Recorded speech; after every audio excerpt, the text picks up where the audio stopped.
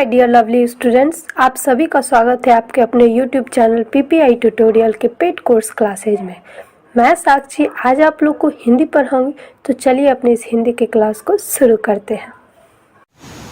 आज की क्लास में हम लोग हिंदी का इम्पॉर्टेंट क्वेश्चन सीरीज करने जा रहे हैं जो आपके बिहार पैरामेडिकल 2022 के एग्ज़ाम के लिए बहुत इम्पॉर्टेंट है। तो आप सभी बच्चों को क्लास लास्ट तक करनी है और क्लास के बाद आपको अपना फीडबैक देना है कि आपको आज की क्लास कैसी लगी। और जिन भी बच्चों को डाउट्स रह जाता है, ठीक है, जिन भी बच्चों को डाउट्स रह जाता है वो कमेंट में पूछ लेंगे, मैं वहाँ आपको आंसर कर दूँगी। तो चलिए हमारे प्रश्न की ओर बढ़ते हैं। आपसे पहला प्रश्न पूछा जा रहा है, क्रिया का मूल रूप क्या है। ठीक है, आप सभी बच्चों को बताना है क्रिया का मूल रूप क्या है। ऑप्शन ए में दिया है क्रिया विशेषण, बी में दिया है कारक, सी में दिया है धातु और ऑप्शन नंबर डी में दिया है इनमें से कोई नहीं। तो आप सभी बच्चों को जल्दी से बताना है कि क्रिया का मूल रूप क्या है। वेरी गुड, जिन भी बच्चों का आंसर ऑप्शन सी है उनका राइट है। क्रिया का मूल रूप धातु है। ठीक है, धातु को हम लोग बोल सकते हैं ना कि जिन मूल अक्षरों से क्रिया बनाई जाती है, ठीक है, जिन मूल अक्षरों से क्रिया बनाई जाती है उसी को हम लोग क्या कहते हैं, धातु। ठीक है, जिन मूल अक्षरों से क्रिया बनाई जाती है उसी को हम लोग धातु कहते हैं। जैसे एग्जाम्पल में देखिए, ये एक पड धातु है, लिक धातु है, ठीक है, ये सब धातु है। इसमें ना प्रत्यय जोड़ दिए, ठीक है, पड धातु में ना प्रत्यय जोड़ दिए तो हमारा क्या बन गया, हमारा क्रिया बन गया पढ़ना। ठीक है, लिख धातु में ना प्रत्यय जोड़ देने से क्या हमारा बन गया, हमारा क्रिया बन गया लिखना। तो धातु जो है क्रिया का मूल रूप है। सभी को समझ में आ गया।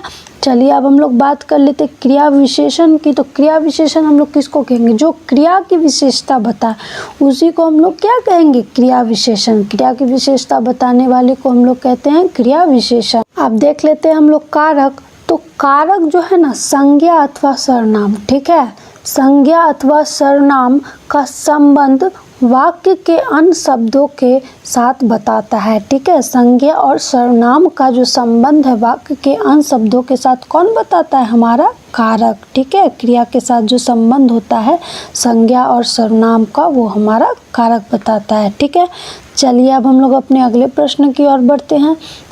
अगला प्रश्न बच्चों है, अनेक शब्दों के बदले एक शब्द जो हम लोग याद करते हैं उसी से आपको बताना है आवश्यकता से अधिक वर्षा। ठीक है, आवश्यकता से अधिक वर्षा के लिए एकल शब्द कौन सा है। ठीक है, आवश्यकता से अधिक वर्षा के लिए एकल शब्द कौन सा है। ऑप्शन ए में दिया है अतिवृष्टि, बी में दिया है अतुल, सी में दिया है वागदान और ऑप्शन नंबर डी में दिया है अपव्यय। आप सभी बच्चों को बताना है कि आवश्यकता से अधिक वर्षा के लिए एक शब्द में हम लोग क्या बोलेंगे। वेरी गुड, जिन भी बच्चों का आंसर ऑप्शन ए है उनका राइट है। आवश्यकता से अधिक वर्षा के लिए हम लोग एक शब्द में अतिवृष्टि कहते हैं। ठीक है, क्या कहते हैं, अतिवृष्टि। चलिए आप बात कर लेते हैं अतुल की। तो अतुल किसको कहेंगे, जिसकी समानता न की जा सके। ठीक है, जिसकी समानता न हो या जिसकी तुलना न हो उसी को हम लोग क्या कहते हैं, अतुल। ठीक है, कहते हैं ना एक अकेला यही है, तो वो हो गया अतुल।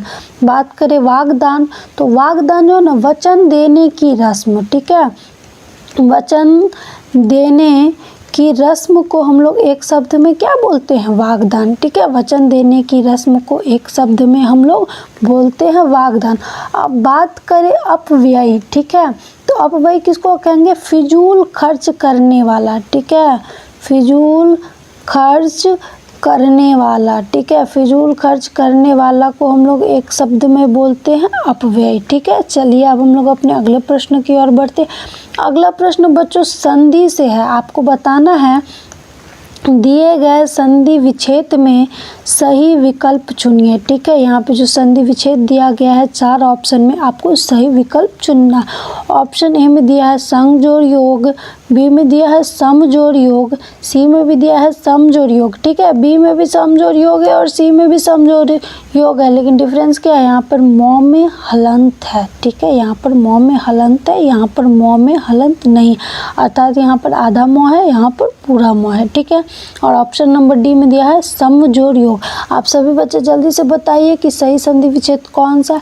वेरी गुड, जिन भी बच्चों का आंसर ऑप्शन नंबर बी है उनका राइट है। जो पेड कोर्स के हमारे स्टूडेंट स्टूडेंट है उसको तो पता ही है, क्योंकि आप लोग व्यंजन संधि पढ़ चुके हैं। लेकिन जो हमारे यूट्यूब के स्टूडेंट्स हैं उनके लिए मैं बता दूं कि जब आप देख रहे सम जोड़ योग, सम जोड़ योग, सम जोड़ योग, सम जोड़ योग, तो इतना तो आपको समझ में आ गया कि ये संयोग का संधि विच्छेद है। ठीक है, यहाँ से हम लोग पकड़ ले। अब संयोग का संधि विच्छेद कैसे करेंगे हम लोग देखते हैं। तो हम लोग व्यंजन संधि में एक नियम पढ़े कि यदि शब्द में अंग की बिंदी आए तो विच्छेद करते समय ये आधा म में बदल जाता है। ठीक है, आप लोग भी पढ़े होंगे, जहाँ भी पढ़ते होंगे वहाँ पर कि ये जो अंग की बिंदी है विच्छेद करते समय आधा म में बदल जाती है। तो कैसे हम लोग विच्छेद करेंगे? 100, ये अंग की बिंदी आधा म में बदल गई विच्छेद के टाइम में, और योग एज इट इज लिख दिया। तो हमारा क्या हो गया? समयोग का संधि विच्छेद। ठीक है, तो हमारा ऑप्शन भी क्या हो गया? राइट हो गया। चलिए अब हम लोग अपने अगले प्रश्न की ओर बढ़ते हैं। अगला प्रश्न है, मैं तुम्हारे घर आया किंतु तुम मिले नहीं थे, वाक्य की त्रुटियां सुधारें। ये जो वाक्य है, मैं तुम्हारे घर आया किंतु तुम मिले नहीं थे, इस वाक्य में जो त्रुटि है अर्थात गलती है उसको आपको सुधार करना है। बताना है कि यहाँ जो 4 ऑप्शन दिए हैं इनमें से कौन सा राइट है। ठीक है, ऑप्शन ए में है मैं तुम्हारे घर आया पर तुम नहीं थे, बी में है मैं तुम्हारे घर गया कि तुम नहीं मिले, सी में है मैं तुम्हारे घर आया और तुम वहाँ नहीं थे, और ऑप्शन नंबर डी में है मैं तुम्हारे घर गया पर तुम वहाँ नहीं थे। जल्दी से सभी बच्चे बताएंगे कि कौन सा जो पंक्ति है जिसमें त्रुटि नहीं है। वेरी गुड, जिन भी बच्चों का आंसर ऑप्शन डी है उनका राइट है। मैं तुम्हारे घर गया पर तुम वहाँ नहीं थे, इस वाक्य में कोई त्रुटि नहीं है। ठीक है, चलिए अब हम लोग अपने अगले प्रश्न की ओर बढ़ते हैं। अगला प्रश्न हमारा हिंदी साहित्य से आपसे पूछ रहा है, आपको बताना है हिंदी साहित्य की सुप्रसिद्ध कृति गोदान। ठीक है, हिंदी साहित्य की सुप्रसिद्ध कृति गोदान के रचनाकार कौन है? आपको बताना है हिंदी साहित्य के ये जो सुप्रसिद्ध रचना है, कृति है गोदान, इसके रचनाकार कौन है? ऑप्शन ए में दिया है प्रेमचंद, बी में दिया है फणीश्वर नाथ रेणु, सी में दिया है महादेवी वर्मा, और ऑप्शन नंबर डी में दिया है रामधारी सिंह दिनकर। तो जल्दी से बताइए बच्चों कि इसका आंसर क्या होगा? गोदान किन्होंने लिखी है? वेरी गुड, जिन भी बच्चों का आंसर ऑप्शन ए है उनका राइट आंसर है।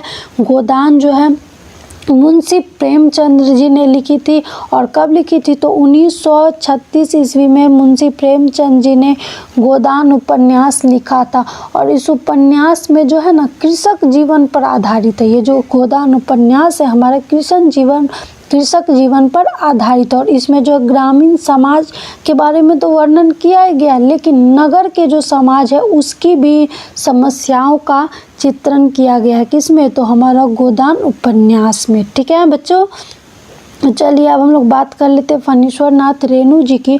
तो आपके एग्जाम में पिछले बार पूछा गया था, मतलब आपके प्रीवियस ईयर्स में, कि फणीश्वर नाथ रेणु जी की जो एक रचना है पंचलाइट, ये पंचलाइट किन्होंने लिखी है? तो पंचलाइट किन्होंने लिखी है? फणीश्वर नाथ रेणु जी ने। अब बात करें महादेवी वर्मा जी की, तो इनकी एक रचना आपके 2021 के एग्जाम में पूछा गया था। ठीक है, 2021 में पूछा गया था कि स्मृति की रेखाएं। ठीक है, स्मृति की रेखाएं के रचनाकार है। ठीक है, स्मृति की रेखाएं के रचनाकार है। तो किन्होंने लिखी है स्मृति की रेखाएं? तो महादेवी वर्मा जी ने लिखी है। ठीक है, आप सभी बच्चों अपने कॉपी में नोट डाउन कर लेंगे, ये आपके 2021 में आया गया प्रश्न है। ठीक है, बात करें रामधारी सिंह दिनकर की, तो 2020 में आपसे एक प्रश्न पूछा गया था हुंकार। ठीक है, हुंकार किन की कृति है? हुंकार किन्होंने लिखी है? तो रामधारी सिंह दिनकर जी ने हुंकार लिखी है। ये आपके 2020 का प्रश्न है, आप लोग अच्छे से नोट कर लीजिए कि रामधारी सिंह दिनकर जी ने हुंकार लिखी है, महादेवी वर्मा जी ने स्मृति की रेखाएं लिखी है, फणीश्वर नाथ रेणु जी ने पंचलाइट लिखी है। ठीक है, चलिए अब हम लोग अपने अगले प्रश्न की ओर बढ़ते हैं। अगले प्रश्न से पहले मैं बता दूं, जो भी बच्चे बिहार पैरामेडिकल की तैयारी करना चाहते हैं अच्छे से, ठीक है, पूरा डिटेल में तैयारी करना चाहते हैं, तो आप हमारे पेड कोर्स से जुड़ सकते हैं। यहाँ आपको ऑल सब्जेक्ट्स की तैयारी की जाएगी, थ्योरी के साथ, प्रीवियस ईयर्स के साथ, और जितने भी टीचर्स होंगे सारे पैरामेडिकल क्वालिफाइड होंगे। ठीक है, all teachers are paramedical qualified. ठीक है, तो जिन भी बच्चों को तैयारी करनी है बेहतरीन तरीके से, तो हमारा पेड कोर्स ज्वाइन कर सकते हैं। चलिए अब हम लोग अपने अगले प्रश्न की ओर बढ़ते हैं। अगला प्रश्न में बच्चों आपको बताना है दिए गए विकल्पों में से एक का बहुवचन होगा। ठीक है, सभी बच्चों को बताना है कि एक का बहुवचन क्या होगा। ऑप्शन ए में दिया है बहुत, बी में दिया है अनेक, सी में दिया है ज़्यादा और ऑप्शन नंबर डी में दिया है दो। तो जल्दी से बताइए बच्चों कि एक का बहुवचन क्या होगा। वेरी गुड, जिन भी बच्चों का आंसर ऑप्शन नंबर बी है उनका राइट आंसर है। एक का बहुवचन क्या होता है? तो अनेक होता है। चलिए अब हम लोग अपने अगले प्रश्न की ओर बढ़ते हैं। अब बच्चों आपसे पूछा जा रहा है वह 100 प्रमाण सहित अपनी बात बताएगा। ठीक है, वह 100 प्रमाण सहित अपनी बात बताएगा, वाक्य की त्रुटियां सुधारे। इस वाक्य में कहाँ त्रुटि है आपको बताना है। ऑप्शन ए में दिया है वह प्रमाण सहित अपनी बात बताएगा, बी में दिया है वह प्रमाण के साथ अपनी बात बताएगा, सी में दिया है वह प्रमाण के सहित अपनी बात बताएगा और ऑप्शन नंबर डी में दिया वह 100 प्रमाण के साथ अपनी बात बताएगा। जो सभी बच्चों को इसका आंसर बताना है कि वह 100 प्रमाण सहित अपनी बात बताएगा में कहाँ त्रुटि है। तो जल्दी से बताइए कमेंट में क्या होगा आंसर। वेरी गुड, जिन भी बच्चों ने आंसर ऑप्शन ए दिया है उनका राइट है, वह प्रमाण सहित अपनी बात बताएगा, ये राइट है। ठीक है, 100 प्रमाण सहित नहीं होगा, वह प्रमाण सहित अपनी बात बताएगा। ठीक है, चलिए अब हम लोग अपने अगले प्रश्न की ओर बढ़ते हैं। बच्चों अगला प्रश्न आपसे विलोम शब्द से पूछा जा रहा है। आपको बताना है प्रशंसा शब्द का विलोम शब्द कौन सा है। ठीक है, आप सभी बच्चों को बताना है कि प्रशंसा शब्द का विलोम शब्द कौन सा है। ऑप्शन ए में दिया है द्वेष, बी में दिया है अधर्म, सी में दिया है अपावन और ऑप्शन नंबर डी में दिया है निंदा। तो सभी बच्चों जल्दी से बताएंगे कि प्रशंसा का विलोम शब्द कौन सा है। वेरी गुड, जिन भी बच्चों ने आंसर ऑप्शन डी दिया है उनका राइट है। ठीक है, प्रशंसा का विलोम शब्द क्या होता है? निंदा। चलिए अब हम लोग बात कर लेते हैं द्वेष की। तो द्वेष का विलोम शब्द क्या हो जाएगा? प्रीति। ठीक है, द्वेष का विलोम शब्द हो जाएगा प्रीति। चलिए अब हम लोग अधर्म का भी विलोम शब्द देख लेते हैं। तो अधर्म का विलोम शब्द क्या हो जाएगा? धर्म। बात करें अपावन की तो अपावन का विलोम शब्द क्या हो जाएगा? पावन। ठीक है, चलिए अब हम लोग अपने अगले प्रश्न की ओर बढ़ते हैं। अगले प्रश्न में बच्चों आपसे पूछा जा रहा है कलेजे का टुकड़ा मुहावरे का क्या अर्थ है। ठीक है, ये प्रश्न मुहावरा से आप सभी को बताना है कलेजे का टुकड़ा मुहावरा का क्या अर्थ है। ऑप्शन ए में दिया अनुभवहीन होना, बी में दिया है खुश होना, सी में दिया है बहुत प्यारा और ऑप्शन नंबर डी में दिया है खुशियाँ मनाना। तो सभी बच्चों जल्दी से बताएंगे कि कलेजे का टुकड़ा मुहावरा का क्या अर्थ है। ठीक है, जल्दी से बताइए। वेरी गुड, जिन भी बच्चों ने आंसर ऑप्शन सी दिया है उनका राइट है। कलेजे का टुकड़ा मुहावरा का अर्थ होता है बहुत प्यारा। ठीक है, चलिए अब हम लोग अपने अगले प्रश्न की ओर बढ़ते हैं। अगले प्रश्न में आपको बताना है दिए गए विकल्प में, ठीक है, दिए गए विकल्प में सही का चयन करके रिक्त स्थान की पूर्ति कीजिए। ठीक है, इसमें आपको रिक्त स्थान की पूर्ति करना। श्रद्धावान को ही डैश की प्राप्ति होती है, श्रद्धावान को डैश की प्राप्ति होती है। ऑप्शन ए में दिया है धन, बी में दिया है संपत्ति, सी में दिया है ज्ञान और ऑप्शन नंबर डी में दिया है उपहार। आप सभी बच्चों को बताना है कि श्रद्धावान को ही डैश की प्राप्ति होती है। किसकी प्राप्ति होती है? जल्दी से बताइए कमेंट्स में। वेरी गुड, जिन भी बच्चों ने आंसर ऑप्शन सी दिया है उनका राइट है। श्रद्धावान को ही किसकी प्राप्ति होती है? तो ज्ञान की प्राप्ति होती है। चलिए अब हम लोग अपने अगले प्रश्न की ओर बढ़ते हैं। अगला प्रश्न बच्चों हमारा हिंदी साहित्य से आप सभी को बताना है भारत दुर्दशा किस युग में लिखा गया है। ठीक है, आप सभी बच्चों को बताना है कि भारत दुर्दशा जो है किस युग में लिखा गया है। ऑप्शन ए में दिया है छायावादी युग, बी में दिया है द्विवेदी युग, सी में दिया है भारतेंदु युग और ऑप्शन नंबर डी में दिया है इनमें से कोई नहीं। तो जल्दी से सभी बच्चे बताएंगे कि भारत दुर्दशा किस युग में लिखा गया है। ठीक है, जल्दी से बताइए। वेरी गुड, जिन भी बच्चों ने आंसर ऑप्शन सी दिया है उनका राइट है। भारतेंदु युग में भारत दुर्दशा लिखा गया था और किन्होंने लिखी थी? तो हरिश्चंद्र जी ने। ठीक है, भारतेंदु हरिश्चंद्र जी ने, भारतेंदु हरिश्चंद्र जी ने। और कब लिखी थी? तो 1875 ईस्वी में। ठीक है, 1875 ईस्वी में भारतेंदु हरिश्चंद्र जी ने भारत दुर्दशा लिखी थी। ठीक है, चलिए अब बात करें छायावादी युग की। तो यहाँ से आपके एग्जाम में क्वेश्चन पूछा गया था, इनमें से कौन से कवि छायावादी युग के कवि है। ठीक है, 4 युग कवि का नाम था, उनमें से कोई एक छायावादी युग के कवि थे, तो आपको बताना था कि कौन सा। तो चलिए मैं आपको बता देती हूँ छायावादी युग के 4 प्रमुख कवि।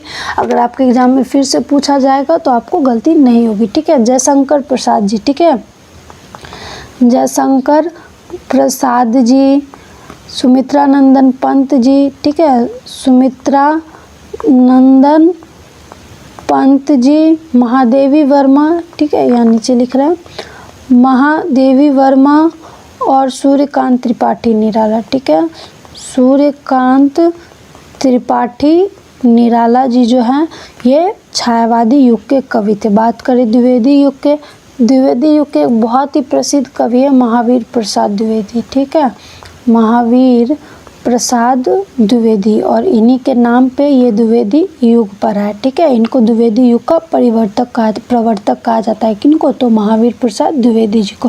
भारतेंदु युग तो अभी देख लिए। चलिए तो अब हम लोग अपने अगले प्रश्न की ओर बढ़ते हैं।